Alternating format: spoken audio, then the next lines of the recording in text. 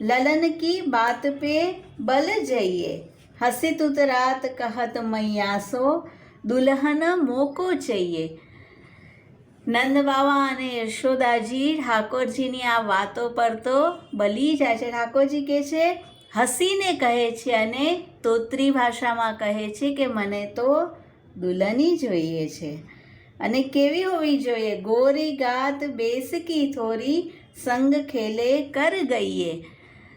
મને ગોરી દુલ્હની લાવી આપજો અને શૃંગાર સજે અને સરસ લાગે તેવી નહીં, ચાહે સાદા વેશમાં પણ હોય તો પણ તે સરસ જ લાગે.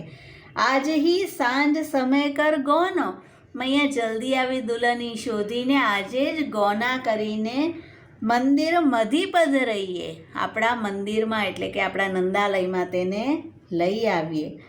અને નંદ બાવા નંદરાની આવી વાતો સાંભળી